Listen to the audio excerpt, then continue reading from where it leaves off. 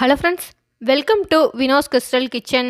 நெய் முந்திரி எதுவும் சேர்க்காத மாம்பழம் ஜவ்வரிசி வச்சு ஹெல்த்தியான பாயாசம் ரெசிபி. பாயாசம் எப்பயுமே சூடாக குடிப்போம்.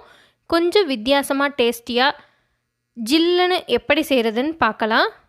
அரை கப் ஜவ்வரிசி நெய் எதுவும் சேர்க்காமல் ட்ரை ரோஸ்ட் பண்ணிக்கோங்க. லோ ஃப்ளேமில் வச்சு ட்ரை ரோஸ்ட் பண்ணுங்கள். 3 நிமிஷத்தில் ஜவ்வரிசி லைட்டாக கலர் சேஞ்ச் ஆகிருச்சு. இப்போ கொஞ்சம் பெருசாகிருக்கு. ஜவ்வரிசியில் 2 வகை இருக்குங்க. நைலான் ஜவ்வரிசி, மாவு ஜவ்வரிசி. பாயாசத்துக்கு நைலான் ஜவ்வரிசி தாங்க பெஸ்ட்டு. இந்த ப்ராசஸ் உங்களுக்கு பிடிக்கலன்னா 2 மணி நேரம் தண்ணியில் ஊற வச்சு வேக வச்சு கூட ஜவ்வரிசி எடுத்துக்கலாம். இப்போ நல்லா பெருசாகிருச்சு. சூடான தண்ணி சேர்த்துக்கோங்க. ஒரு கொதி வந்ததுக்கப்புறமா நல்லா இந்த மாதிரி கலந்து விட்டுட்டு அடுப்பை ஆஃப் பண்ணிக்கோங்க. மூடி போட்டு ஒரு 10 நிமிஷம் மூடி வச்சுருங்க.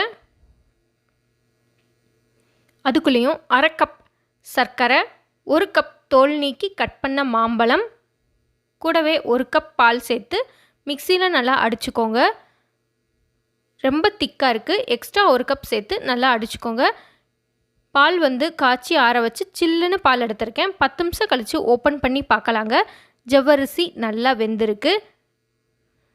இப்போ வடிகட்டிக்கோங்க. மேலே கொஞ்சம் நார்மல் தண்ணி ஊற்றிக்கோங்க. அப்போ தான் ஜவ்வரிசி ஓவர் குக் ஆகாமலும் ஒன்றோடு ஒன்று ஒட்டாமலும் இருக்கும். தனியாக எடுத்து வச்சுக்கோங்க. இப்போ ஒரு பவுலில் நம்ம அடித்த மாம்பழம் கலவையோட 2 கப் பால் சேர்த்துக்கோங்க. கூடவே வேக வச்ச ஜவ்வரிசியும் சேர்த்துக்கோங்க. நான் 600 ml பால் எடுத்திருக்கேன்.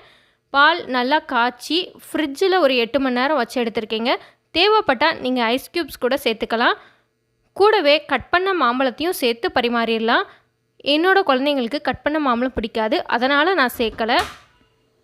நெய் சேர்க்காததுனால சின்ன குழந்தைங்கள்ந்து பெரியவங்க வரைக்கும் யார் வேணால் இந்த பாயாசத்தை குடிக்கலாங்க.